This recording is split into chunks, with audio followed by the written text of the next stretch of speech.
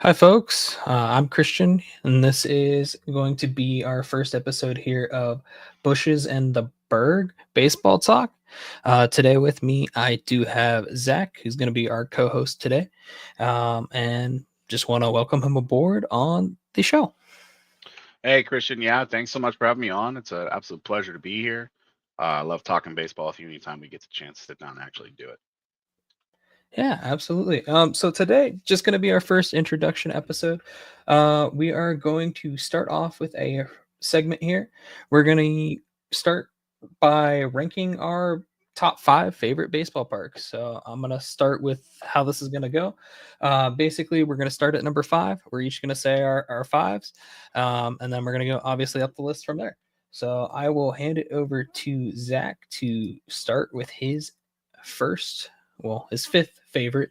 Number park. 5, bottom of the list. Yeah, absolutely. Number 5 for me, it's got to be one of these underrated gems. You know what I mean? I'm pretty torn between Baltimore and Coors. Yeah, Camden Yards and Coors Field. Coors, I mean, it's just you're in the mountains. It's mile high. You know what I mean? There's a lot thinner. The bombs get hit a lot further. But Camden Yards has that. There's history value there. I've never personally been to either of these fields, but I do like watching them on screen. And in my opinion, they're pretty underrated. If I had to pick one or the other, I'd probably have to go with Coors. Coors is I think that's a severely underrated field. It's always it's a nice field just to kind of like visualize. Um, for me on my side of it, I'm gonna go with it's an oldie, but I think it's a goodie. You know, I lived there for a little bit. Got to experience firsthand. And it wasn't baseball, but it was the Winter Classic. I'm gonna go with Fenway. I'm gonna put Fenway as my 5. Fenway's I think so much higher on my list, dog. Wow, that's it's low. it's great. It's a great park, but it's old, man. And Yeah, it's not a bad thing, but it's just for me, like I think having history is great and it's great for the game. see, But I'm big with the history. You know that. modernizing and city backgrounds and stuff like that, those are huge to me. So Growing the game. Yeah, no, I hear what you mean. yeah. All right. So we'll go back over to Zach with his Yeah, number 4. absolutely. Number 4. Number 4 is very hard for me. And you already know my number 1, and it's split between 2 because I enjoyed both of these parks so much when I actually visited them. So number 4 is a very hard one for me to place. Um, I think for number 4, I'm gonna have to lean towards Oracle. Oracle Park with Oracle. the right field bay just behind the wall there. Like, I mean, you got triple alley up the right center field wall there. Like, I mean, that's just it. It's a pretty looking ballpark. Mm-hmm. Again, I I've never agree. been to this park, but it's a pretty looking ballpark. Yeah, I mean, it's an outstanding park. It's a little bit higher up on my list, but yeah, for number 4, geez, this one's gonna kill you. I just know it. Number 4 for me is gonna be Busch. Number So 4, wow, that's yeah, low. Yeah, yeah. Busch. I mean, it's just great. You had the background. It's modern. There's not much that you can say about it. That it's a clean park. It's great. It still has history in some ways because they incorporate the old stadium into the new, and it's a very nice, well put together ballpark. yeah, I agree, absolutely. I mean, for you, I mean, Bush for me is way high on my list. Um, Moving over to 3, number 3 for me, and now this is where I lean into the history a little bit. Number 3 for me has got to be Wrigley Field, Wrigley. and this is purely for I know they're the Cubs. I know, they're Central Division rivals, although that rivalry hasn't been too much of anything lately between the Cards and the Cubs. But it's still it's a nice, even for how old it is, they've cleaned it up. It's a nice park. The vibe is just, it's immaculate. The food there is great. The city itself is a nice city. Around the area is a nice area. The people there are, the fans are, they have the knowledge of the game. They want to be there. They want to watch the game. Um, and I don't have many complaints. That's why Wrigley's going to round out my number 3 pick. Yeah, and I mean Wrigley's a great ballpark, and it's kind of crazy to me that you have Wrigley, which is like this historic but like great ballpark, and then across town you have the White Sox Stadium, and Guaranteed it's like rate. Yeah. it's just like a complete like I mean personally I've never been there, but it just on television it looks so boring. It's yeah. Yeah. But for me, going with my number 3 is going to be Oracle Park. Uh, Yeah. that's Yeah. it's a little bit higher on my list than yours, but I mean it's pretty much right there. It's a toss up between me and Busch and Oracle Right. at that point. Yeah. Yeah, I mean there's not really much to say about it that you didn't already say on it. It's just a great park. It's clean. It's nice. The water feature, like any park that's got a water feature, I mean, I'm a sucker for water yeah, features. absolutely. No, I agree with you. Number 2 is where I lean into. Number 2 is where I lean into. And this again has to do with history. Watching Mark McGwire in the home run derby as a kid hit absolute piss missiles onto Lansdowne Street. Boston's got to take that cake, man. I mean, this guy was sending them over that Green Monster, and the Green Monster for me has a lot of sentimental value there. Again, I've never been to this park. I would love to go see this park before they It's a demolish it beautiful in the park. future. I But don't think they can. the history there, the absolute just wild dimensions of the field. Like, I mean, it is one of those stadiums that makes baseball interesting when you watch games there. Absolutely. And I mean, I didn't get to see baseball there, and we absolutely have to go watch a baseball game there.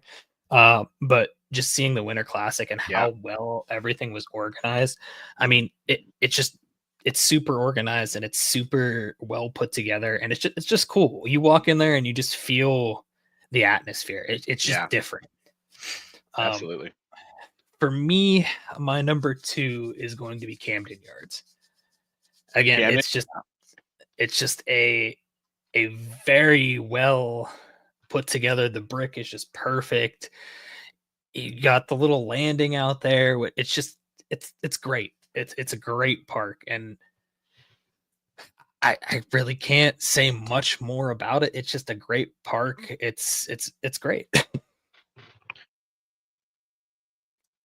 What was that? That was 2, right?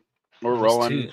our top spots. Now, you can't ask me to pick between these 2 parks because they're both beautiful parks, in my opinion. If you made me pick, I would slot PNC at number 2. And I'll tell you why Busch takes number 1 from my point of view. Okay. In my opinion, what they did in St. Louis with Ballpark Village That's true. it just brings it up another notch, right? They both have the backdrop, they both have the cleanliness, the food there is top notch, but the atmosphere of the city because of Ballpark Village just brings that up another scale. No other city that I know of in baseball, not Cleveland, not Cincinnati, Pittsburgh's trying, and I give them credit for trying, but even still their area that they're trying to create like that Ballpark Village type atmosphere is still a block or 2 away. It's not connected right there with the stadium. You can't use your ticket to get in, be counted in the stadium, and be across the street eating all you can eat nachos and watching the game from the top of Cardinals Nation or something like that. The vibes there are immaculate. The Cardinals Museum there, like everything there is immaculate there. So if you had to make me split, PNC would slide to number 2 for me, solely because there is more to do pre-game, post-game very, very close to the ballpark because of Ballpark Village in St. Louis. So Busch takes number one for me. Yeah, absolutely. And I mean, in general, Ballpark Village is such a great and a unique atmosphere. Hmm. Um, to me, the only other place in sports that really has that is actually Columbus, and they have like their arena district, and it's Yeah, kind of similar. But you can't get into like the games obviously beforehand. But that's it. It is a second to none experience. hands Um, down. yeah. So I mean, if I was ranking an experience overall, I could see where you Yeah. get there with Yeah, I Bush. have to include experience there. You know, with the sole exception of every time I go to Pittsburgh wearing a Cardinals jersey, I get death threats. But that splits the difference. I have to include experience in the ballparks, not just the look, but when you're talking about going to a ballpark, you're talking about the whole experience, and I have to include that. Yeah, But absolutely. PNC just is absolutely gorgeous. Don't make no exception there at all. And that's why I wanted to share that top spot with Busch, because they're both very beautiful backdrops. PNC's got the three rivers with the city and the bridge behind it. And in St. Louis, you've got the arch with the city backdrop landscape there. They finally finished the construction out there in left field, so those apartment high rises back there, it just looks gorgeous. The all the glass and the tall buildings back behind the city. Yep. I mean, it looks fantastic. And at night, when they get that arch to light up, holy, it's something special. Yeah, the night really takes it to a next level in St. Louis. That's it's just great. Um, for me though, number one, I don't think it's really it's not really a debate in my eyes. It's PNC, and it's just like Zach said, it's a scenic view like no other. They did just do a renovation out in center field where they put like the landing out there, and it just adds to it. I think it makes it look even more Kind of like seamless. kind of like Cleveland almost. They've got that landing out there in right center with the what is it, the bus of all the historic players out there. But you could get real close to the field on that landing. The other thing Yeah. I do like about PNC too, and I will add this, and this also kind of gives into the experience as well. You can talk to the players in the bullpen there. You can Yep. play catch the player. It's real easy to get to the bullpens, get balls. The thing I do like about PNC that not many other parks offer is pre-game. You can get in early. You can Mhm. watch the opposing team's batting practice. So as a Cardinals fan, I like going to PNC because I can watch batting practice, catch some fly balls, play catch with the other players that may be out there shagging some. Like it's always a great experience. As many balls as I collect when I go, I always keep one for myself, and then I give the rest to the kids. The kids are there too. It may be annoying sometimes, and don't get me wrong, parents, keep an eye on your kids, man. Don't let them get that close to the field. Don't let them lean over the fence like that. They're going to be toppling over an 8-foot wall. It's not something we want to see. Nobody wants to see your kids get hurt because they're trying to shag. I always try to, if I catch a ball, if I already got one for me, I'll pass them out to kids if I can catch them. Yeah. Always bring your glove to the ballpark, guys. Anywhere you go, if you can get in early, you can shag some balls. Bring your glove. Yeah. And another thing with PNC, it's because it's so intimate. It kind of disappoints me that the game hasn't grown in Pittsburgh the way that it should have. Um, you get to communicate with the players a lot more, I think, than other places, and I don't know.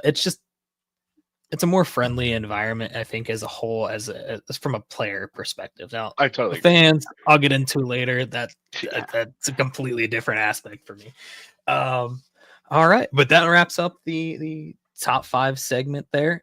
I mean, if you guys want to let us know later on with comments, let us know what you think, what your favorite parks are, and give us your reasons why. But that being said, we'll move into our next segment. We're going to rank our top five fan bases in baseball. Okay.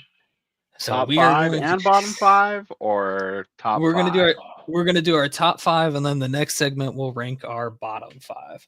All right. Sounds good. I'll let you take this one first. We still All going right. five up, or we want to do number one and just roll through the list? We'll go five up, just All to right. keep it a little suspenseful. All right. All Very right. good. All right. So number 5 for me. I don't know if this is gonna be a surprise or not, but I just feel like, I interact with their fans in other sports, and in other sports, I can't stand them. But for whatever reason, in baseball, I have great conversations with them. I love having a conversation with them anytime. Um, I'm gonna go with the Baltimore Orioles.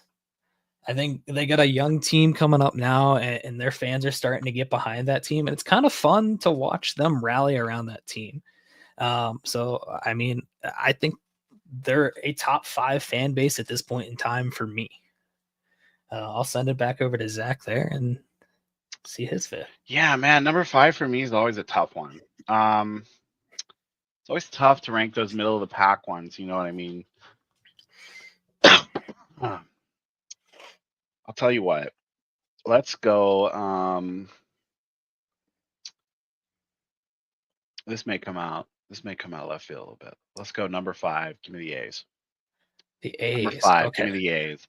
I, as a fan of the game, can appreciate a conversation with the A's fans. I can also appreciate how they tried to rally around their team, rally around their city, and keep that team to the best of their ability in Oakland. I mean, I can respect that. Now, I know there are some folks out there who, you know, might complain, hey, you want to keep the team, the city, keep the team in the city, go to the games. Go to the games if you care that much. While I can agree to some extent, there's a lot of outside factors there, in my opinion, that kind of made that decision. A lot of it's got to do with money.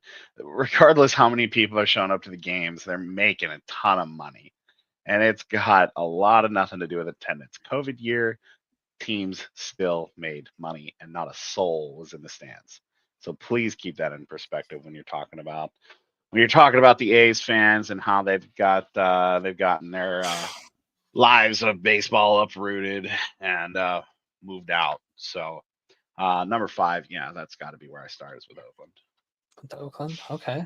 All right. Number 4 for me. Oh, this is gonna be another interesting one, I think. Um for me at least. I mean, other people might not see it that way. Um, I'm gonna go with the Milwaukee Brewers. You know, every year, man, I mean, I would consider them to be like a mid-market team. I, I I don't know, man. They sell out a lot of games. They're always contenders, and their fans are always on top. Uh, they're making their voices heard, but they're always like, I don't know, nicer, and that might just be just a Wisconsin type thing. I mean, I just think that they're always general nice. I mean, obviously, I'm a Pirates fan, so no matter what, they're like, ah, you suck, your team's never been good. But like, it's always like, I don't know, playful, if that makes sense. It's never like back and forth. Like for me, like when I go with like a Chicago fans are always ruthless to Pirates, and I mean, rightfully so. But I don't know. I get better interactions with Milwaukee fans than I do Chicago, so I'm gonna go Milwaukee here. So I'll Yes, pass it back over absolutely. to Zach. Absolutely. No, yeah, I totally agree with you there. I completely agree with you on that aspect, 100%. Um, I want to throw out a quick honorable mention. Didn't quite make my top 5, but these fans are usually very, very, very good fans to be around, regardless of where you meet them, whether it be at the game, whether it be completely across town, whether it be completely across the country. I got to give it up to Red Sox fans on the honorable mention list. So, They're just all around solid people. I mean, they're Boston people. They've got the passion, they've got the energy, they've got the knowledge when it comes to the game. they're But they're on definitely my ruthless, though. they're ruthless, but and that's why they're on the honorable mention list. But they don't quite take my bottom 5, um uh but they're not quite in the top 5 either. So I got to throw the honorable mention out there. Moving on, we're number 4 now. It's got to be Seattle. Got to be Seattle for me. Seattle fans, Interesting. I don't know, there's a buzz about them when you have a conversation with them. J Rod's doing a lot of stuff out there. I mean, this kid looks to be the next Ken Griffey Jr. for them. You know what I mean? And I'm not saying he's going to be Ken Griffey Jr. reincarnate, but for Seattle fans, I mean, he's the next big thing. And I think there's a lot of excitement, similarly to your number four, they're excited about it and they love to talk baseball. They really do. Um, again in Seattle, there's not a lot of sports out there. They've got hockey now recently, and they've had football around, but Seattle really likes baseball. Anytime you're in Seattle, don't let the weather bum you out. Find a bar, talk some baseball, some Seattle fans. In their arena, stadium is a very underrated stadium too. I mean, T-Mobile, yeah, yeah. I mean, what they absolutely. recently had the All-Star game there, and it was just I don't know, they did well with it. I mean, it was solid overall. So, I mean, I could see it. I mean, I have a friend that's a Mariners fan as well, so he was hyped when they made the playoffs. So, 100%, so 100%. I can get behind that. So for me, on number 3 now, I'm gonna do one. It's a little close to home. Okay.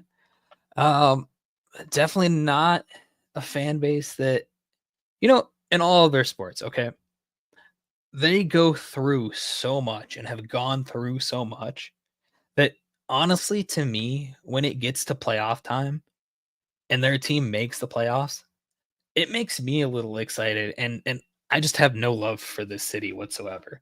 But they are so loyal to all of their sports franchises, even to their own detriment. And I'm I gonna think I go know where with you're going with this one. yeah, I'm gonna go with the Cleveland Guardians. So they are a really good fan base. They support their games, and I mean they're a small market team, just like the Pirates. Okay, but they show up for their games, and they don't complain as much, I think, as they could.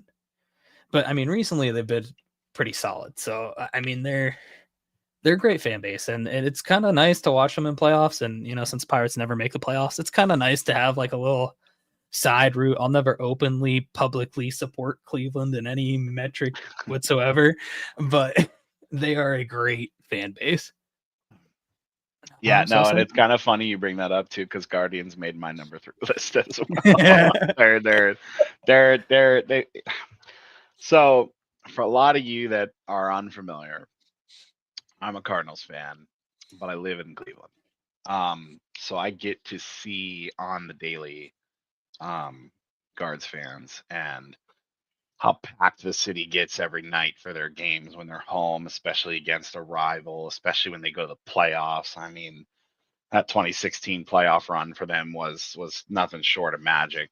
And that was cut short courtesy of some bad coaching decisions, but we'll talk about that another time. But the Guardians, I mean, I am 20 miles or so from downtown. Um, and from my place, I was able to hear the stadium rocking when Lindor hit that nuke in the World Series and sent them to the World Series. I mean, it was insane. This city was blowing up. I mean, but that's the thing. It's always been that way for all of their sports. All of their sports. It doesn't matter what sport it is. I mean, you could throw a WNBA team in here and they'll pack the house at Rocket Arena. I mean, I can tell you that right now. I went to a Monsters game. It's AHL hockey. It's a packed house there. I mean, it's nuts how they support their teams, no matter how good or bad they may be. And the Browns fans, makes me wonder if they have jobs, dude. Like they're showing up to tailgate at the Muni lot at 6 a.m. and they're staying there until 7 o'clock at night game. It's like you guys put in a 12-hour shift at the Muni lot, but you can't even put in a 12-hour shift at your job. Like, gee whiz, like Browns fans, it's the dedication. It really is the dedication. Um, I have a lot of friends in Cleveland that talk ball, and they're very in tune with what's going on in baseball, in all their sports. And Guards fans, they got to take number 3 for me. Yeah, it's just, I mean, I can't argue that, being that it's the exact same, but I mean, it's crazy how we did not make this list beforehand, No. and it's funny that it ended up being the same.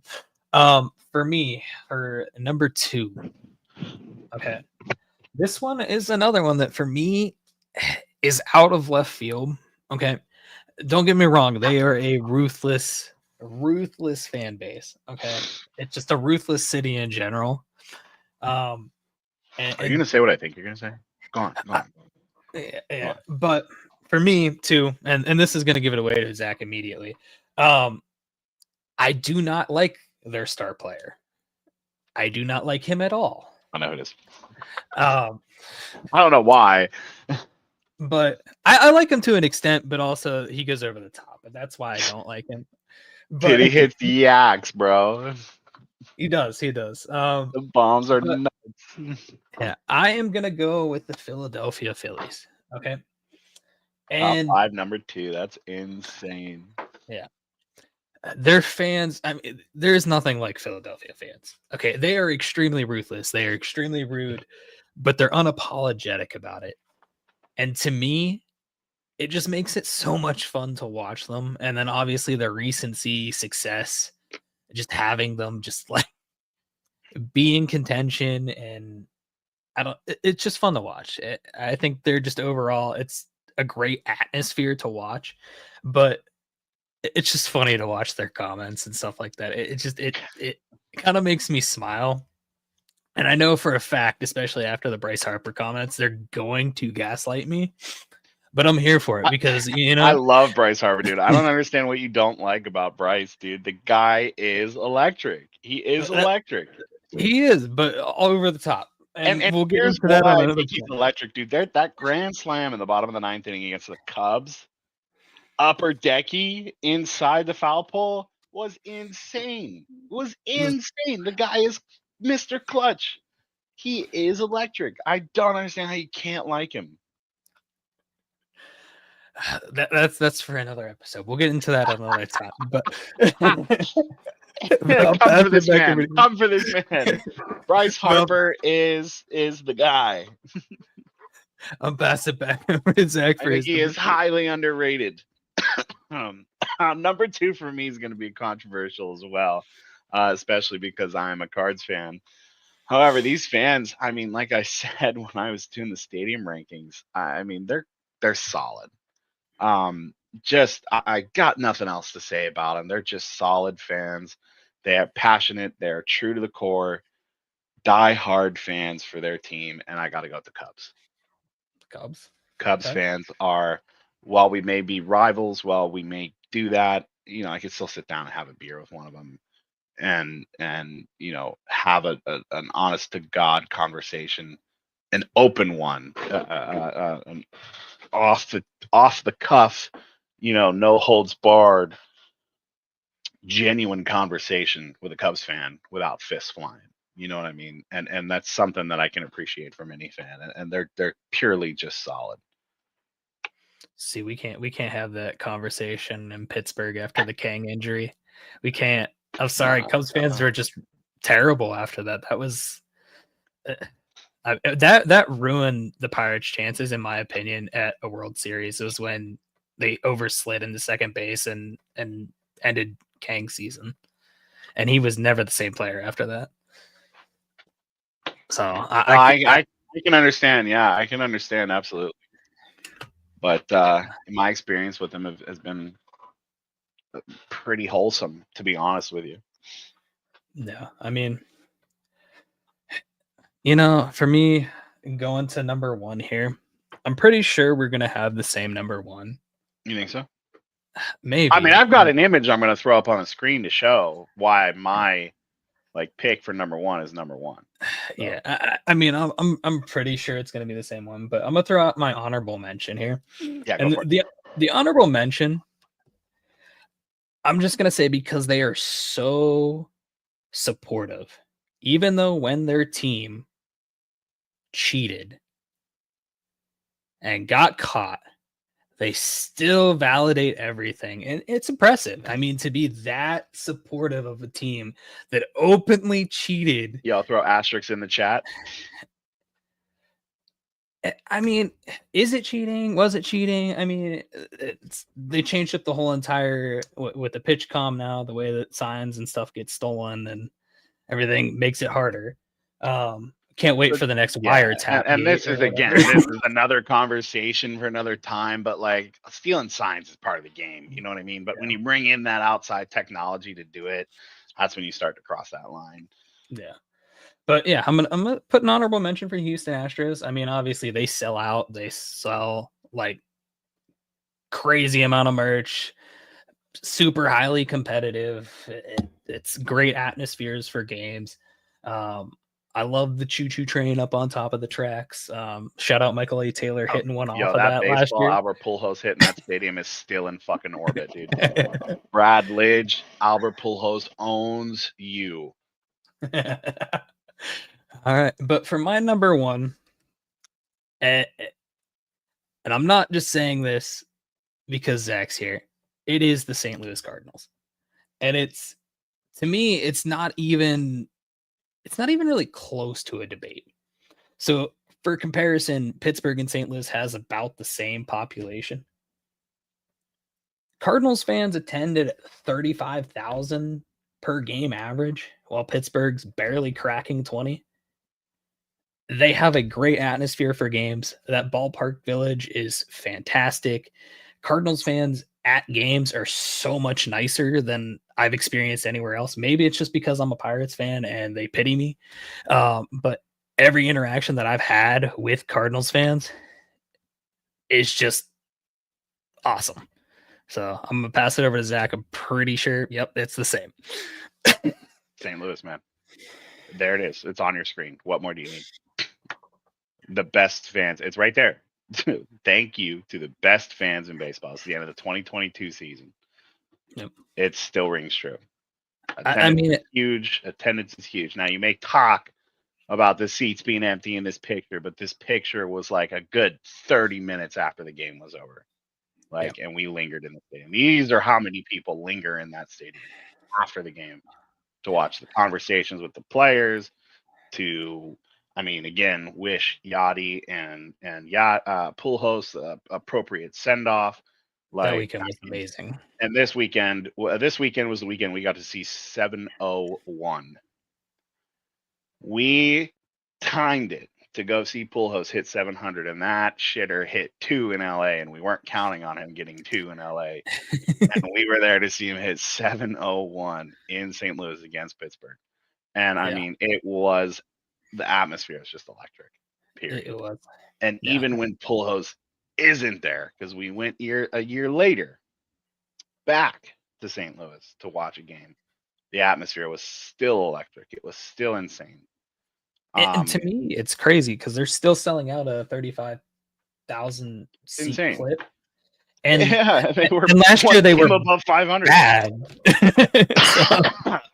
The fall off is insane in St. Louis, but the fans do not budge.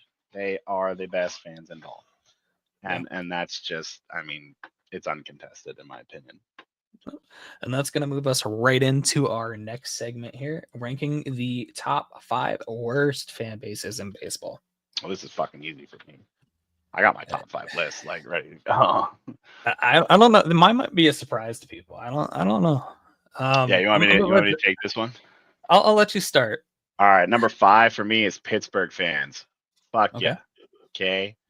Every time I go there, whether I'm wearing anything related to St. Louis or not, if I'm not wearing pirate shit, I am getting a death threat openly and publicly shouted at my face. You could be driving in a moving car and you are leaning out your window threatening to murder me. He was on a scooter. I was zooming on my little scooty, bro. The what did they have? The Lime scooters before they got rid of them down there now. Yeah. Zooming around on my little Lime scooter. All I was wearing was a Cardinals hat. We were headed to the game. I didn't even have a Cardinals shirt on. Like, and The this Cardinals guy, weren't even playing. The Cardinals weren't even they playing weren't either. playing. Like, I just threw a ball cap on to go see the Pirates game with my buddy, and this guy comes driving by. While he's driving, hangs out his window while he's making a turn.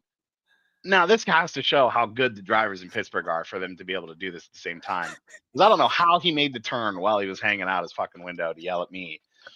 This St. Louis isn't even in town. I'll fucking kill you. And just kept going. Like, what? Completely unprovoked. Like, and It was not to also mention, like, we're gonna get into the left field loonies here in a little bit, but like, golly, man, they do not know where the line is. Now, like, I'm all for heckling players. Don't get me wrong, I'm all for it. Like, heckle the opposing players, have fun with it. The players play along sometimes, but there is a line in the sand. To openly tell and to openly tell Matt Holliday that you banged his wife in front of 30,000 people and everybody in the stadium heard you because it was dead silent. There's a line, guys. There's a line. I know you're hammered, but Jesus, conduct yourselves publicly. That's it. That's Pittsburgh's number 5 for me. Now, they're not the worst, but golly, like, my word, they could be. They could be if they keep going. that's very interesting in my in my eyes there. To me, I mean, yeah, I mean, you can't really say much about that. To me, I am gonna go with Tampa Bay at 5. Okay, Interesting. and the reason why I'm saying Tampa Bay, and, overall, I think they are normally great fans, but they are so fair weather, and I get it. It's Florida, so half of them probably are snowbirds anyway. But looking at the numbers last year, 16,000 attendance. I mean, I get that they weren't great, but 16,000, like, where are we at here? Support your teams. I mean, the whole thing is, it's like everybody complains about money in baseball and a salary cap and stuff like that, but these teams don't support or don't get support from the fans, and then that's what kills their team. So for me, I'm going to go Tampa Bay, and it's not really because they're rude or anything. It's just I don't think they support their team enough. I think they're fair weather. And to me, fair weather fans is a huge thing, and you'll find that out later in the list. But yeah, I'll pass that back over to Zach for any comments, and then his number 4. No, yeah, I mean, I'd agree with that. Attendance is big, but I think I'd agree with you almost. I'd run them as my honorable mention, just because, like, I mean, the city was totally fine with uprooting them from Tampa and putting them somewhere else after that hurricane ripped through. Like, they don't even. I'm not going to say they didn't try to fix Tropicana, but Tropicana is not a very good ballpark, just flat out. Now, they do have a cool feature, and the Stingray tank in center field is a very cool feature. You can go out, feed, pet the Stingrays. It's very neat, but it's not baseball. It's not baseball related, right? Kind of like Arizona's pool. It's just not baseball. Yeah. I mean, it's a solid overall reasoning too. Yeah. So they fit my honorable mention list. But rolling into number 4, it's got to be Houston fans, man. And it's solely because they tried to defend their team. See, I respected them for trying to do it. Yeah, well, you gave them not respect, trying to do it. but in my opinion, man, that's just a bad look, dude. It's a very bad look. Just to not kind of sit down and take your loss in that situation, respectfully. I saw a lot of y'all arguing it online. So throw that asterisk up in the books. it is what it is. I'm Houston's looking my at number 4. asterisks. I mean, I respect it. I mean, obviously, I had them as my honorable mention for top best fan bases because, I mean, it takes a lot of energy to constantly defend, and they're not caving or breaking. So, to me, it's a little bit respectable. All right, so number 4 for me, I am gonna go with the New York Yankees. I cannot stand you. I do not want to stand you. You That spend low a on your? They're a little higher on mine. well, when we get to my number 1, you'll Okay, understand. it might make sense when we get to number 1, but yeah, go on. It's to me, it's like, oh, we're so much better. We have all these championships that happened forever ago, and to me, it's just like we don't care. At this point, you spend so much money on a team that isn't even fun at that point. Like I get it. Obviously, it's fun for you because you win everything, but it's is it really even fun? And it's going to be the same argument for me for number 3 and number 2, and it's just Yeah. but it's just you're so abruptly annoying, and it's like I know that's New York, and it's just loud and in your face, and it's just They're I characters. I'll say that. They're characters. maybe it's because I lived in Massachusetts for a little bit. I just have extra hatred for New York, but uh, yeah, I mean that's where I'm gonna keep them. That's where I go. So I'll pass it back over to you. Number 4. Rolling to number 3. I'm the other side of the Big Apple. New York Mets fans, you guys are fucking terrible. Just, I mean, holy, like the absolute meltdowns I saw during anything. Anytime you guys have something bad happen in your organization, I mean, it is like the end of the world. Now, like there's an argument to say, well, what about, passion? Like I get the passion, I get the dedication, but like, golly, be an adult.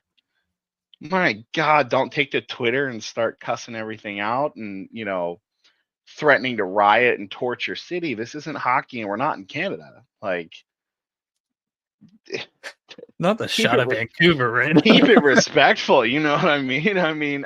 Hey, Vancouver shots across the bow, like 51st state coming up, but like Oh no. I mean, you guys have got to get it under wraps in New York. That's all I got to say. Um it's a bad look for you guys. I mean, there are some classy Mets fans, and I'm not saying, there aren't, and with the bad list, it usually is a couple bad apples that ruin the bunch. Um, the Edwin Diaz stuff was fantastic. I loved the the rallying behind him with the new walkout intro for him. I thought it was Love it. electric. But my God, you guys jump on Pete Alonso for everything. You guys jump on your catcher for everything. You guys jump down the rest of the bullpen for everything. I mean, guys, they're ball players. Pete Alonso's not hitting a tank every third at bat. It's just not going to happen. You guys need to do a lot more than just have one good closer and maybe one or two good hitters in your lineup. You had Juan Soto last year. You guys fumbled the bag. Yeah. Like, clean it up. No, Juan Soto went there this year. You guys have him this year. You guys played him 2 games. But you guys have played 3 games. Why is he sitting one of those games? What's the excuse for that? Yeah. I mean, you guys are up in arms thinking you guys can go win the ship with Soto on the squad now, but like, it's been 3 games. He's hit 1 bomb in 3 games. I guarantee you, he doesn't contribute. I guarantee you, he doesn't contribute as much as you guys think he does. He stood there and took strike 3 in one of those early games. I'm just saying. I think it was game 2. so I think this is all very interesting because my number 3 is also the New York Mets. And to me, you are so bad. And you act like you're the best. your team spends like an enormous amount of money to be good, but Dude, it's like, never this year's the perfect year to prove that good. too. Like, And it's just it's is it even fun? But I know it's not fun for the Mets, and that's why they're above the Yankees for me, is because I know they're miserable that their team spends that amount of money, but they're also so obnoxious about it that I don't feel bad. You know, because if the Pirates had like, I don't know, 100 million of what they spend on payroll a year, uh, oh, the it, luxury tax just doesn't seem to exist for half these teams that blow no, over it. no, and it's I mean, just like, $765 million for 15 years with Juan Soto. In 5 of those years, he's going to fall off. yeah. Like, I mean, I can't really say much more on that. He pretty much said everything, but it's just, to me, it's just like, how can you be so bad but spend money but be so obnoxious towards other fan bases? It's just, so I don't know. I'll pass it back to Zach for his next yeah, one. my number 2 is the New York Yankees. We're going back across the other side of the apple there. New York fans, you guys just suck, period. Like, again, we get it. You have 27 championships, but that was also when Babe Ruth was doing it on hot dogs and beer. The game has changed. Wake up. You guys haven't done anything since 2001, and even then, you folded. You guys were juggernauts then. You guys were supposed to win it all. The beginning of the year favorites and the Arizona Diamondbacks clapped your cheeks backwards. Oh, no. Oh, yeah. Guys, I you mean, struggle to get by Cleveland. You struggle to get by Cleveland in any playoff series lately. You guys cannot talk as much shit as you do if you guys can't get by. Now, I will take my raps for saying that as a Cardinals fan and barely squeaking into the playoffs and missing the playoffs last year. I totally get it. I am not happy with my team, but I'm not about to sit here and tell you guys we're going to go win the World Series. I feel that. I mean, for me, number 2. I don't know. This might be a surprise. It might not. I don't know. The LA Dodgers. So to me, again, it's the same thing. Is it I have even no idea fun? where you're going for number 1. Like, Oh, straight up. Like, number 1 is probably gonna, like, I probably haven't even thought of this team. If LA is number 2 for you, I have no idea what number 1 it's is. my number one's a good one, and I have a lot of reasons. Um, but LA, is it even fun? Like honestly, is it at this point? Like at this point, it's like, to me, LA fans are just as bad as Houston fans in the aspect of like trying to overly defend. Well, any team can spend money. Well, sure, if they had it. And it's just like, I get it. I love Otani. He's great. I love most of the players on the Dodgers. I don't have a problem with them, but the fans are so annoying. And it's like, oh, we're the greatest. Well, no shit. You spend the most money. And that's, at the end of the day, what it boils down to at this point in time. So to me, that's why LA fans are number 2. I'll send it back to Zach for his number Yeah, I 1. mean, my number 1's LA. Like, and it boils down to one word. Now, you guys have given us a nice moment when you guys had Pujols and you guys welcomed him back when he came with St. Louis and hit that 700th bomb. But one nice moment doesn't make up for this one word that I'm about to drop on you guys. That one word is delusional. Period. I do not care. Like, outside of Mike Trout, you guys have touched or had your hands on every big player in the past 20 years. You have 2 World Series to show for it. And one of them was during COVID, which is that one Mickey Mouse. legit? We Mickey Mouse and we could Mickey You know, Mouse. We I would could maybe Mickey put like Mouse, a but I half. don't want to take away. It is in their trophy case. Yeah, I mean, maybe like a half asterisk or a quarter asterisk We'll at that half point. it. 1.5. We'll give you guys 1.5. Delusional. Yeah. You guys broke Shohei Otani the moment you touched him. Don't get me wrong, he's still hitting tanks. But, like, how is he going to do pitching this year? He's finally back from TJ. What's the look on He his already won a World contract? Series though. Right. What's the look on his contract in 20 years? I mean, you guys are touting him as the best player. Don't get me wrong. I would agree. In baseball right now, he's one of the best players. I cannot classify any ball player as the single best player of an era until that era is done. We can't sit here and argue. Um, but delusional is the word that comes to mind with a lot of what you've got. Um, Again, I mean, I just don't like how your fans go about representing your team. It's just a bad look 90% of the time. Um, Half of you don't even know what the game is. A lot of you just go for the clout. Dodgers tickets are expensive. If I buy Dodgers tickets and I go to the game, maybe I can catch some clout on social media. But then I sit next to a Dodgers fan and they don't even know half the players on the team, but they know Shohei Ohtani and maybe Clayton Kershaw has been thrown around in their vicinity because he's been around for three millennia. Freddie Freeman because he was a big pickup, but do they know who Chris Taylor is? Do they know who I'm sure they know who Mookie Betts is, but do they know half the names of their bullpen? I don't know. That is interesting to me. Like, do they even know who Mookie Betts is now? That makes me Like wonder. the clout fans, like It obviously, like the genuinely diehard. makes me wonder. It's a good point because Do Mookie they was know supposed to Mookie be their Betts can play? superstar. Yeah. Do He's they know still their Mookie? superstar, 100%. but Do they know Mookie Betts can play infield? it's to me, it's just Just saying. they're rough. He was a All right, perennial all-star at second base. yeah, all Do they right. even know So him? so for me, all right, I'm gonna throw out an honorable mention real quick. Um, Miami Marlins, support your team. That's all I'm gonna say.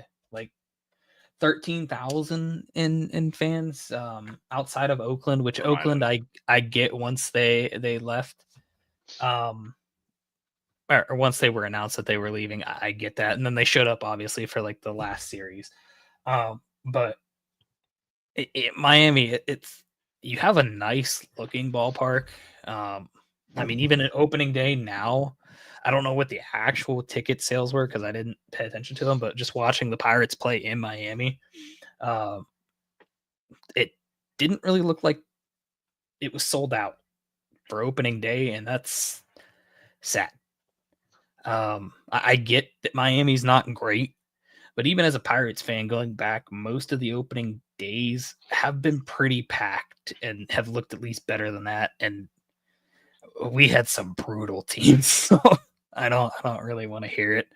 Um, but that being said, number one, do you have a guess of where I'm going with this? I thought you might be going to Oakland just because like a lot of your stuff has been along the lines of fan base attendance or money spend or just general like ignorance of fans, right? But right now I'm lost. You've got me in a blender, my boy. So number one for me, for the worst fans in baseball, as a Pirates fan, is the Pittsburgh Pirates. Ooh, what? What? And I Oh, will tell you yo, why. I will tell you why. curveball. I will tell you why the Pittsburgh Pirates are the worst fan base in baseball. Is it because you Because love me too much and they threatened to murder me? no, that has nothing to do Yeah, with it. Um, I'm telling but mom. but the Pittsburgh Pirates are the worst fan base in baseball because all they do is complain about money spent. And I get it. I used to be that person too. Okay. Bob doesn't spend money, which is true. But also, have you given him a reason to spend money? Bob Have you Nutty. shown up to games? Because even when the Pirates were good for that short stretch from like 2012 to 2015, our highest average attendance was in 2015, which was 30,000 fans per game. Now, that was the first season under Bob Nutting that they ever spent money in free agency because they had 30,000 in attendance per game. They could count on an average. Now, here's the thing.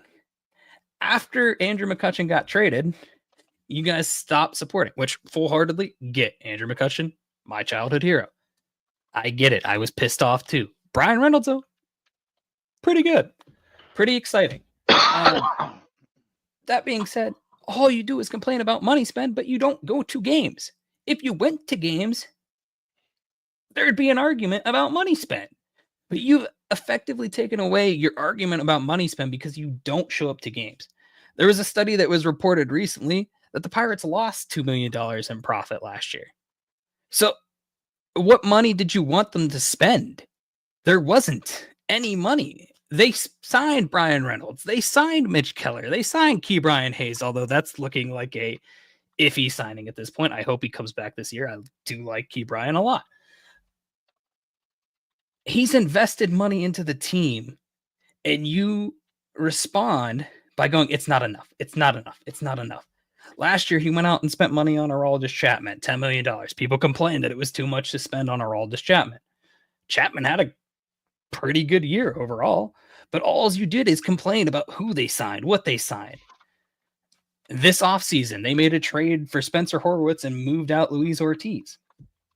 All they did was complain that Spencer Horwitz wasn't a great addition to lose Luis Ortiz to. Spencer Horwitz had a better on-base percentage than we've had at the first base position in years. If he gets on base, it's more run potential, okay? Why are we complaining about a move that could potentially impact us?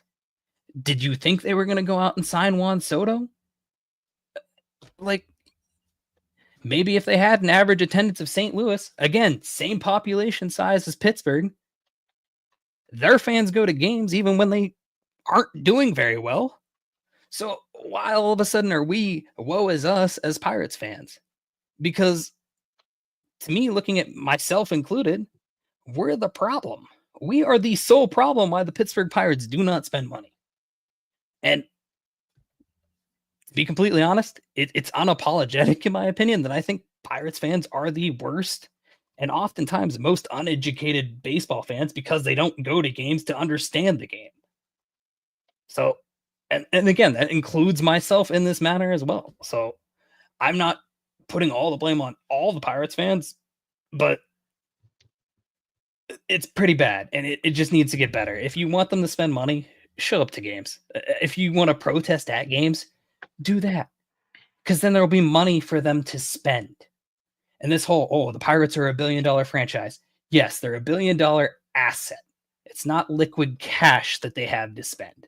So until you realize that, your boycott is hurting the potential to re-sign Paul Skeens in the future.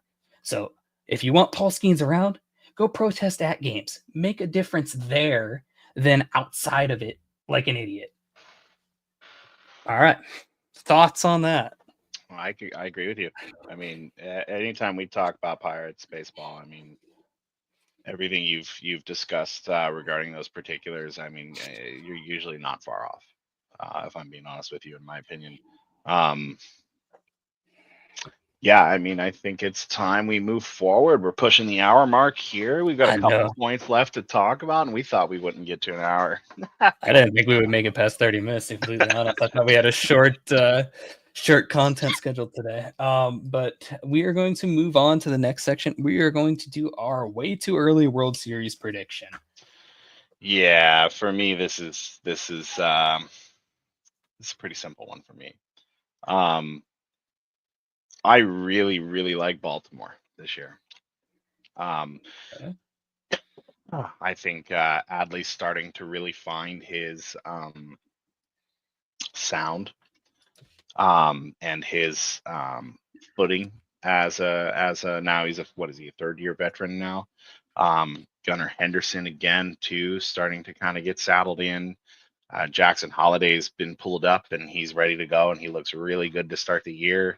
Not to mention they picked up Tyler O'Neill this offseason, who was an absolute unit for Boston last year on 113 games, 31 bombs, 61 RBIs with a 241 batting average, better than most.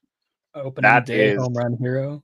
Opening day nuke. The guy has hit an opening day bomb for the past like 6 years. It's insane. The guy is a stud. I've got a little bit of Cardinals bias there too. So In my opinion, that is a power bat that they needed to add to that lineup. And if he can stay healthy, I think he'll provide very, very deep um, over the next 3 years for them. Um, they picked up Robbie Ray. I know last year he had Tommy John, but he's always been pretty solid out of the bullpen. I think he'll be really good in bolstering their rotation. And then not to mention, going into the pen a little bit, Grayson Rodriguez, Zach Eflin, Charlie Morton. I mean, these guys they're names that have just been consistently solid. They're a very well-rounded unit, and I really like them to get in. And then on the other side of that, the matchup, I really like the Phillies this year. The Phillies they just look solid. I mean, especially early this year, Bryce Harper, fucking Kyle Schwarber. I mean, they're doing what they do best, and that is hit tanks. He's Joe Buck out here. Not to mention Trey Turner and Max Kepler look solid. Jose Alvarado looks really solid in spring training this year. I mean, he threw 9 innings with 20 strikeouts during spring training. So he looked very solid in high leverage roles. Zach Wheeler is lights out. I mean, Zach Wheeler is that guy. Aaron Nola's good help with the rotation there as well. And I think both of these teams are hungry for a World Series. As far as who comes out on top of that one, I would like to think that the young guns can come out and pull that one with Baltimore. But if I'm being straight with you, and with the recency of having been there recently, I think the Phillies might edge them and take the World Series this year. So I mean that's a solid. I could get right behind you on that same one. I do like the Phillies. Just because it's a way too early prediction, I'm gonna throw stuff out of left field just to kind of make it interesting. I don't know. Maybe this video will age great and I look like some guru, or I'll look like a complete idiot. I'll probably look like a complete idiot. But I am going to throw in from the American League. I think it is going to be the Cleveland Guardians. Oh, you're high. They almost put it off last year. So I mean, there's a chance maybe Luis Ortiz is some amazing key piece that they needed. Stephen Vaught, I just don't think Stephen Vaught's ability is quite there. I mean, he does look a hell of a lot more mentally sound than Tito, in my opinion. I don't think they've got the pieces, and I don't think they've got the bullpen, in my opinion. But I'll let you finish. Yeah, I mean, I just think why not? There's a shot. I don't like to play Moneyball, so I could easily go Yankees, Dodgers again. Blah blah blah, money, whatever. But yeah, I'm just gonna throw the Guardians in there. No really particular reason. I mean, they hit well. They got a decent rotation, and there's a shot. You get in and things could happen. And I mean, although Detroit's a better roster than maybe we thought last year, I don't really see that division not being theirs, if that makes sense. So, I mean, it's a free dance at the table, in my opinion, and it could be wrong, but that's just at least where I'm going to go there. On the national side, I don't know. Looking at their rotation, and it's pretty solid overall. And you still got guys on IL for 15 more days or so. I'm going to go the Padres. Interesting. Expound on that one. I just think the Padres have been that team that's been kicking on the door for years. And their rotation is one of the better. Well, I don't want to say it's one of the better, but it's one of the deeper rotations that you have. I mean, you got King, Cease, who I think is kind of like undershadowed. I don't know how to say it. Like he's he's not slept on because people know like what he does, but and then you still got like you Darvish who's on the IL. You have what I think just an overall solid roster. Um, it's just I think if they're gonna do it, it's got to be done sooner rather than later. So they can go out and They make. did just pick up Jason Hayward, Yeah, but they did get that's Hayward. an Yeah, aging bat. I mean, we're looking at a team who's got one young guy, maybe two if you're counting Jackson Merrill and Gavin Sheets. Sanders starting to age. Tatis yeah, is starting to get into his prime, but there's some controversy with Tatis with yeah. the whole steroids allegations. I don't know. The bench, in my opinion, hitting wise, isn't deep enough, and in my opinion, that starting rotation does not play. I'll be honest with you. I don't think they're gonna go 5 games over 500 this year, any more than that. Interesting. Yeah, I mean they could Um, age terribly. I'm not hugely familiar like with everything on their roster, but yeah, I overall, mean, I their think number one guy. I mean, in my opinion, Yu Darvish is a way better pitcher than Michael King and Dylan Cease. That's for sure.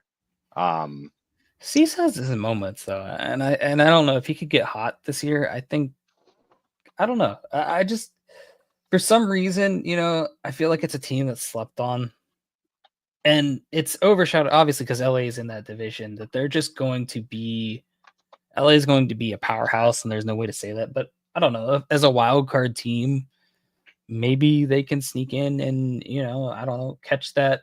I mean, what the so Diamondbacks like, did it. yeah, so like, here's my issue with like Michael King, for example. Um, I mean, he's been a bullpen guy for a very long time. He was brought up in the Yankees organization. I mean, he threw 49 games last year between as a starter slash reliever. 8 of those were starts. He only came out with 5 wins, 7 losses, 2.75 ERA, which isn't bad. Only 104. Sorry, this is 23. Only 104 innings pitched, and then last year it changed drastically for him as more of a permanent figure with the Padres. He did 31 starts. He did have 31 appearances, 30 starts, 13-9, better win loss. ERA swelled a little, 2.95, 173 innings, 201 strikeouts. So he did finally eclipse the 200 strikeout marker. But his whip has been climbing since he's come into the league. And for me, whip's a problem. If your whip is climbing like that, now granted, it's a slow rate. He started in 2020 as a rook. Higher whip came back down to earth in 22, around about 1 whip. But again, that's as a reliever. And then 2 years ago, he split in time as a reliever starter. He's thrown 1.15 whip, and last year it swelled to 1.19. Now, it's not that much, but I just don't see him not getting hit around, in my opinion. It's a fair 173.2 innings with 201 strikeouts. That's like what? 1.1 strikeout per inning. I mean, that's relatively low. Um, Obviously, it is nice to see guys who can eat innings. But he's a ground ball out kind of guy. Yeah. He's a pitch to contact kind of guy. He doesn't bring anything uh, that blows me away, in my opinion, as far as stuff or velo. And the same with Dylan Cease. I mean, Dylan Cease used to be a White Sox guy. The guy gets knocked around. Yu Darvish being on the IL is big for them. I know he's slated to come back soon, but he is aging, Yeah. and I mean, that my throws a lot of thing red flags for me. with Yeah. Dylan Cease is he had a pretty solid rebound year for all intensive purposes. I mean, I don't know. He looked pretty good last year, and I think if he can stay consistent, and I mean the big thing is like going back to the inning eaters, I mean, you need those types of guys because bullpens are going to be used, and some days you need an inning eater, and that's, Absolutely, yeah. I mean, takes a load off. So I mean, if they can, Yeah, but right now they seem to have them slated in the number 1 slot, and I just. And then as we slide further down that rotation list, I mean, you got Nick Pivetta, and the guy is a former Guardian, and he is the choke artist of the century. You know, I mean, not to sound drastic, but. And then we've got Kyle Hart and Randy Vasquez, who have yet to show any value in general. You Darvish on the IL, Matt Waldron, the knuckleballer, he's on the IL. Matt Waldron's still young.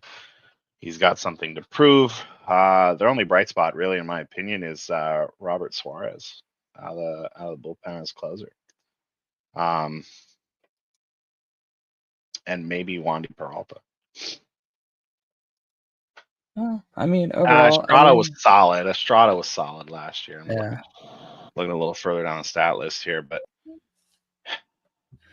picking up Nick Pivetta for 4 years at $55 million isn't exactly a steal, in my opinion. Hey, I mean, if they're a money team, they can spend money, right? So I gotta guess. keep them away from teams like the Pirates and the Guardians, I guess. Also, a guy like Manny Machado, I mean, the guy's more problem than anything else. He's aging quickly, and it's showing. His skills starting to fall off. His bat was not very good last year. Tatis, he is electric. He is El Nino. He is, the face of the franchise, so to speak, for the Padres. But I don't think he brings the same electrifying energy or presence to the game quite like Bryce Harper does, or Adley Rutschman, or one of these guys that is ready to step up and take it. In my opinion, both these teams fall flat this year. Yeah, and I mean that's why I'm just throwing them out as like a way too early prediction, just to kind of see what happens. I mean, I think it would be kind of cool to see, but I don't know. I guess we'll find out later. Obviously, we'll do more rankings later on of like actual realistic projections. But for now, those are just the way too early projections. So now we're going to move into our final segment of this episode. We are going to cover obviously our favorite teams. You kind of already know that at this point, but our favorite teams and what the season outlook is for our teams at that point. So I'll let Zach take it away here with the Cardinals. Yeah, absolutely. The Cardinals look like shit. I'm going to be straight up with you. They look really good these first couple of games. Lars and Brendan Donovan and Mason Wynn, Victor Scott looks really good in center field, but they have got a lot of work to do if they want to turn around last year. Last year's what were they, 83 and 83 and 79. I mean, there were 4 games above 500, 2 games above 500, really. They came in second place in a weak Central Division, couldn't slot into the wild card. Paul Goldschmidt last year was a highlight. We let him walk. He's with the Yankees now. Burleson, he was pretty solid at the dish last year as well. Nolan Gorman, again, solid at the dish last year as well, except for his strikeout rate. In my opinion, the future of this franchise is with the young guys. Guys like Nolan Gorman, Lars Nootbaar, Mason Wynn, Brendan Donovan. I mean, these are the guys that are going to get it done. Now, I understand why Lars Nootbaar is on the bench. Last year, it was rough. Well, he was hurt, wasn't he? No. He his strikeout rate increased a lot more than his home run rate. So I understand why he kind of slipped off the table. He got sent down to the minors, worked through his way through in spring training, looked okay enough to make the roster, but now he's a bench role. Added left-handed power depth, bench bat. I don't agree. I think Nolan Gorman has the potential to absolutely mash. And I think St. Louis needs to find him the help he needs. The problem with St. Louis lately, and there's been a lot of controversy in the dugouts and a lot of controversy in the locker rooms and the clubhouse in general, that they're not letting a lot of the older guys, the former ball players, come in and work with these young guys. And they did find a new hitting coach. He does look to have a different approach to the plate. And he shifts his focus from power to contact to get on base and win ball games, which I can't disagree with. But the home run is fun, and if the guy can mash, let him mash. Now there is situational hitting, and I think Nolan Gorman needs a different approach when it comes to situational hitting. However, the guys in the show, and I'm not, right? I think the Cardinals organization is failing him, as they have failed several other major players. Looking at Randy Arozarena, looking at Tyler O'Neill, looking at Harrison Bader. I mean, in my opinion, the Cardinals don't come out more than 90 wins. I'm gonna be straight with you. I think they come out. I think they're a little bit better this year. They stood still at the deadline and during the entire offseason, all last year, and they didn't really add anything of value. If anything, if I think they anything, got what, they got an didn't F take on the a hit. ranking for They did nothing. offseason. They Yeah, made they did zero nothing. moves. The only Yeah. move they made, and it wasn't even their decision, was letting Goldschmidt go to the Yankees. Yeah. Hit a bomb, by the way. Yeah. Was in the three in a row on 3 pitches? God, yeah, 3 back jacks on 3 straight pitches off of Nestor Cortez. I will be very shocked, though, if they can't at least get into the playoffs and win the Central. And I only say that because this Central division is very, very weak. It is. I mean, I think they have the absolute potential to win the Central if they rally around the young guys, if they get Nolan Arenado the heck out of here by the trade deadline, well before it, and acquire a piece in the bullpen or the starting rotation to give it some bolster. Sonny Gray looked really good 2 days ago, but it's the Twins. The Twins aren't doing hot either. I'd fathom a guess to say he's going to get smacked around by bigger teams and heavier teams with better hitting. Eric Fetty looked solid today as well. But again, I'd fathom a guess to say he's going to get smacked around. Ryan Helsley, again, remains the only bright spot when it comes to pitching. Guy had 49 saves last year, led the league in saves, set a franchise record in saves. The guy is electric, and he's touching 102 again for the first time in a hot minute. And the kid is fantastic as a pitcher.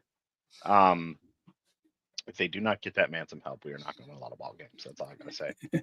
That's all I got to say. I will be shocked if they win more than 90. Yeah, I mean, will be shocked.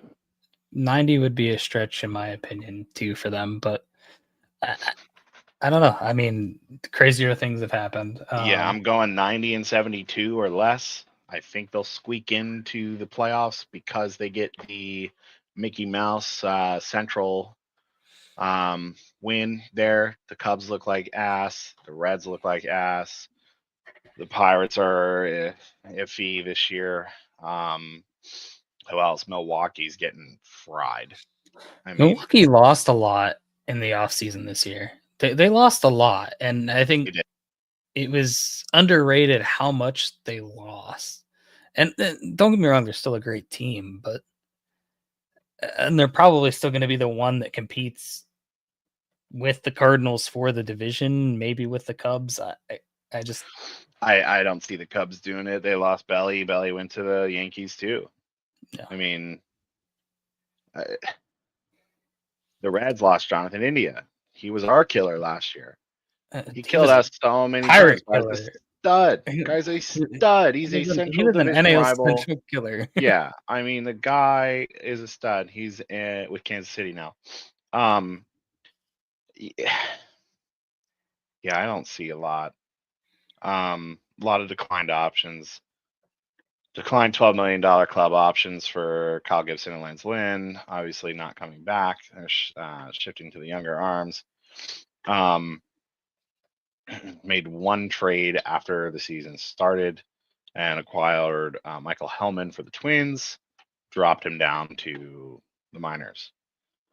Rodri Munoz claimed off waivers from the Marlins. Again, dropped him down to the minors. It's just not looking really good. Nolan Arenado needs to go. We understand he's a perennial all-star, but he's 33. He's had 2 down years with us since acquiring him from the Rockies. Last year he but he went 272 with 16 nukes and 71 RBIs. Now the RBIs are great. That home run number is down drastically. 2 years ago, Gorman was the only one to punch, more than 25 home runs, and that was when I kind of noticed a downturn in the Cardinals' offense since Bullhos. And the kid's 24 years old. I think he needs to be one of the main stars of the main focuses is moving forward. Even last year with a bad season, 74 hits, 15 doubles in 107 games. He looked a lot better defensively, and I really think he would be able to evolve and shift into that third base role should they get Arenado out of here. Lars Nootbaar's just been electrifying. I mean, the guy has rounded his game from the bottom up. The stick has been great. The fielding has been great. He's left-handed bat, which adds to the lineup as well as Gorman. Mason Wynn's been an absolute stud over there at shortstop. I mean, he's the next Ozzie Smith, in my opinion, just with a little more pop. He's got the speed. He's got the hose piece from deep in the hole, the shortstop spot. Brendan Donovan has just been since the Tommy Edman trade. Brendan Donovan has stepped up and filled that role. He's been fun to watch. He's been an absolute unit, for lack of a better word. I mean, he's hit the ball when he's needed to hit the ball. He's made the plays where he's needed to make the plays on the field, and he's just been an all-around solid util guy. Obviously, it's tough to watch the Cardinals let Tommy Edman go. I understand why they made the move when they made it, but it's just not good. 2025 season outlook, again, I put them, they look better this year, just watching them in the first couple of games. Projections put them at 76.5 wins. I don't see them getting any more than 90. I like their odds to improve this year. They have the opportunity to do so. 90 and 72 is where I'm going to put them this year. And that's very generous, in my opinion. I'd really like to place them 2 games higher, 85 and 77 on the final stretch. We'll see more as we move forward. The key to the success is going to be player development. Develop Gorman, develop Nootbaar, develop Wynn, develop Brendan Donovan. Their ability to excel at the major league level with how they've already done so, and if you can shape it, you will find out that they have potential. We need pitching consistency. If we do not find some kind of pitching consistency and a reliable 1-2 starter, we're not going to win a lot of games. Ollie Marmol, say what you want about the guy. He's making the moves with the pieces he's got. Are they correct? Not always. The guy's got no no real experience when it comes to this. But in my opinion, it's a better Leaf than Mike Schilt. Sorry. Mike Schilt was an absolute joke in my opinion. And it kind of started with Mike Matheny. Tony La Russa handed these coaches the keys to the kingdom. Mike Matheny started flushing it down the drain. Mike Schilt slammed that toilet lid shut. Ollie Marmol got handed with the shit that didn't make it into the toilet, in my opinion. And it's pretty sad. It's pretty sad to watch, president of baseball operations, John Mozeliak, sit there steadfast during the off season, during last year's trade deadline, and not push to try to win ball games. Trying to win with the pieces we've got. I understand you're trying to instill success in these guys, but you do that in the clubhouse. You don't do that in the moves you're making. If you're that concerned with the moves you're making and how the team's going to react, you got another problem on your hands. And it's because they want to win. I can tell you that right now. I am one of those fans that is excited to see John Mozeliak go at the end of this year and let Kyle Bloom take over. Kyle Bloom worked wonders in Boston and brought a lot of young, new, fresh talent to Boston before his departure. And I'm very excited for 2026 Cardinals baseball. Yeah, I mean, overall for me, I think just looking at the season outlook for the Pirates, obviously, start in Miami hasn't been fantastic, but there are a couple bright spots. Obviously, you have Paul Skeens, huge bright spot, maybe one of the most entertaining stories in baseball over the past year. You have Mitch Keller, who is honestly, like, since the last 2 seasons, like, captain consistency. It gives you 6 innings almost every time he goes out. I think once in the last 2 seasons he hasn't gone the full 6 innings. That's huge for your pen. You have Bailey Falter, who last year was just decent. I mean, he started off this season also decent. 6 innings again today, 2 runs. It's a solid overall core. You add in Jared Jones to that. Hopefully see maybe Ashcraft or Chandler towards the tail end of the season come up, and you got a solid rotation. And I think that's something that's promising for the Pirates, and it could win you games if you play the games the right way. Now, you need to get runs too. I think so far in Miami, I don't think they're capitalizing in the situations that they're given. A lot of runners on second and third, 2 outs, and need a big hit. You need somebody to make that big hit. And right now on that team, there's nobody really making it. In the past, it's been Brian Reynolds. He hit in game 2, he came up big with one. But today, Jack Sawinski was that guy to get you that, and O'Neill Cruz forgot there was 2 outs and wasn't running right on the contact, so got hosed at the plate. Jack also hit a home run that should have been a home run that was robbed. An absolute amazing defensive play by Miami today. So, I mean, the bats look like they're in place. You still have Spencer Horowitz, who still coming off of wrist surgery, should be in play here soon. You got young guys like Andy Rodriguez that got to step up. You got Henry Davis that might come up at some point. It's got to prove that he can play at the MLB level. You still got Tamar Johnson somewhere in there. There's a lot of potential, but it also needs the coaching. And I could come on here and say that Shelton was a terrible manager last year, which by all rights, I think that could have been argued. He's not the greatest at pinch hit situations, but so far this year, he's having guys steal, being aggressive, getting runners into scoring position. It looks better offensively than it did last year, and I think our rotation is better than it was last year. Now, that being said, our bullpen is fucking atrocious. It is a nightmare. And I said this in the offseason when everybody was like, oh no, we need to sign bats. We need to do this. We need to do that with offense. That's great. But at this point in time, if Miami's putting up almost 5 per game on us because our bullpen is giving up 3 runs in the last 2 innings,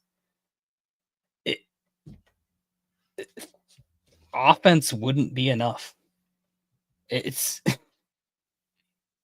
there's not somebody that can come in and shut down a game. I don't know what happened to David Bednar, and I hope he figures it out. But by all means, to me, it looks like he has no movement anymore. The ball doesn't move; it's just straight, and hitters are just having a field day with him. And you have, I don't even know. Looking at the bullpen, I couldn't even tell you who the best pitcher is. Now, I will say, what I saw out of Justin Lawrence today, he looked like he had movement. And then after he gave up that first hit, it just now rightfully so. That first hit was kind of like a bloop single, and then Jack Swinsky sells out for the ball. With 2 outs, I don't know why you're diving when you could have just kept it in front of you, kept the guy at first base. But after that double that maybe was a single with an error on Sawinski, then you have another single right in front of O'Neal Cruz. Like, it just, to me, it's hard to pick who the closer should be at this point, but also who even comes in a bullpen situation and you can trust. Because the starters at this point, you wish they all go 9 innings every game, but that's not going to happen. So, to me, I just don't know what the option is there. Like, they need to make trades of some sort, or I don't know. Do you call up Bubba Chandler and Ashcraft, and instead of having them be starters right away, have them be bullpen guys? I don't know if that's something that you reasonably do. But you need somebody to rely on. How are you going to win games if you can't rely on closers or just bullpen guys to get you out of situations? It's just right now that scares me so much that the most that I can reasonably forecast for the Pirates would be 500. That 81 and 81, I think they're better than they were last year offensively. Their coaching, at least, and the mindset around the offensive side of the ball looks to be better. They need to execute, and they need some players to step up. But overall, I mean, I don't think the addition of Tommy Pham adds much in the form of offense, but maybe in the form of accountability. That he seems to be a type of guy that's gonna call you out for what it is, which at times could either hurt or help your locker room. I don't really know what he's gonna add, but I mean, I hope he keeps the accountability level high. Key Brian Hayes, I'd like to see him step up this year. He's got a new swing, staying through the ball a little bit more, keeping 2 hands on the bat. So I hope he pulls around. Jack Sawinski looks much better in his first game. I mean, it's only been 1 game, but should have had a home run. Could have had a home run. Had the early double in the first that Cruz should have scored on, but he forgot that there were 2 outs. But overall, I mean, I think they're better than they were last year, depending on what they do with the bullpen. Because if they get a bullpen and they figure something out, maybe there's a chance to do something with that rotation, that starting rotation, because that rotation is nuts, and the potential rotation for the future is ridiculous. So if fans show out this year and you give Nutting money and he doesn't use it in this offseason, then you can complain. But give him money so that there is a chance for next year, because that starting rotation is ridiculous. If those 5 players, being Skeens, Jones, Ashcraft, Chandler, Burrows potentially, and that's not even including Mitch Keller. You have so much potential. As fans, be excited about it. Go to games. I plead you to not be the idiots that are trying to boycott, which is costing the Pirates a chance at competition. Just go out and support your team. If you hate nutting that much, put a sign on the ballpark wall. I don't just go. But for me, that's my projection. I'll send it back over to Zach if he's got any more comments on anything. Yeah, no, I mean, like I said, when you and I talk ball, it makes sense. I mean, I think the Central this year looks very weak, but I don't think there's any reason why the Cardinals can't take it. If they give the torch to their young guys and they move Arenado, I think you guys have a really good thing going in Pittsburgh with the at least the starting rotation and the bats. But the bullpen, I mean, David Bednar is scary, dude. He is scary. And this is another thing I'd like to just throw on the top there with just bullpen in general with baseball. It genuinely seems like to me a few teams have a lot of the quality bullpen relievers. And other teams have a lot of the guys that eat innings and can get outs. Maybe they're not top quality with stuff and certain stats and things like that. And then there is 50 layers of shit, and then there's all the other teams. In my opinion, pitchers are no longer athletes once they establish the DH rule, and pitchers are just focusing on throwing. And because they're just focusing on throwing now, I feel like there's an uptick in injuries and getting hurt and having to dominate and less, I want to say less talent pool to pull from. But there's not a lot of pitchers in the league, in my opinion. In the grand scheme of baseball, there's just not a lot of pitching in the league. And the ones that are top tier, in my opinion, there's less than 30 top tier pitchers in the league to go around. So that means there's going to be teams that have 2, 3, 4 of those pitchers, and some teams don't have any. And pitching has just been, good pitching has just been very difficult to find lately in baseball. And in my opinion, not just in the major leagues, everywhere you look. Go down to your local rec league and watch them play. I guarantee you their pitchers ain't got anything on them. In my opinion, pitching is a lost art. I think we need to get it back. And I'm going to say this once. It's going to be very controversial, but it's revolving around pitching. There is one human being out there who is a former Cy Young winner who is offering his services to any MLB team for the league minimum. You'd be stupid not to take it. I don't care how much of a locker room problem he is. Give him his own stall in a different room. Don't let him talk to anybody else. You think he'd play closer for Pittsburgh? I think he'd close for Pittsburgh? Dude, I think he'd fucking give David Bednar. I can't say what I was going to say because we're live, but I think he'd give David Bednar velo slaps for the league minimum. I mean, that's I just don't know if he would want to do anything other than start. I mean, he's a starter. I'm sure he'd want to start. I'm sure he'd want to start, but I'm sure he also understands that he has been playing in other leagues, Mexico and Japan, and the caliber, the quality isn't there, and he hasn't pitched to MLB standards in a minute. So I'm sure he would understand if he wasn't a starter and he was more of a bullpen depth reliever until he could get back in the saddle and find that groove as a starter. But I think any MLB team goes and picks up that guy.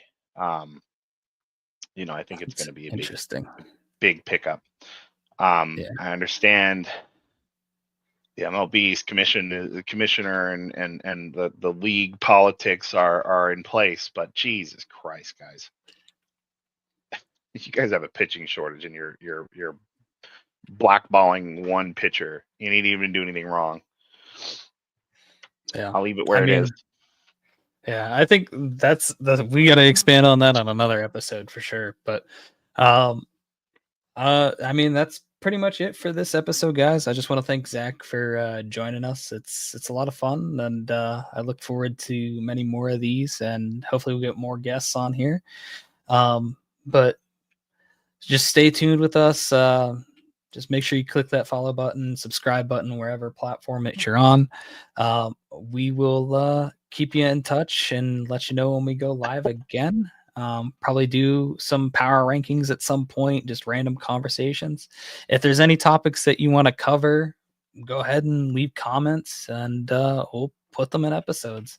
If there's anything that you don't want to agree or you don't agree with, or you want to give us a little stuff for it, go ahead, give us a little stuff for it. We'll gladly take any criticism, comments, and we'll make videos about it. We'll have fun with it.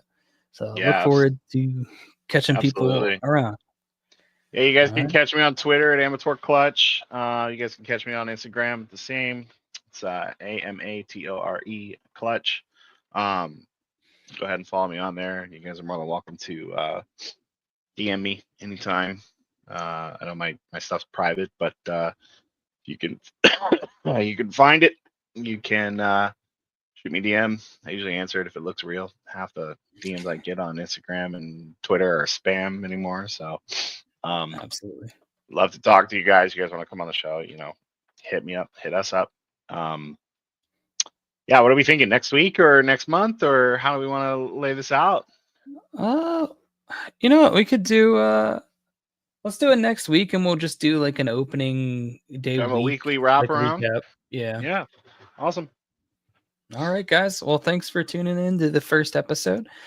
We will catch you next week. All right. See you guys.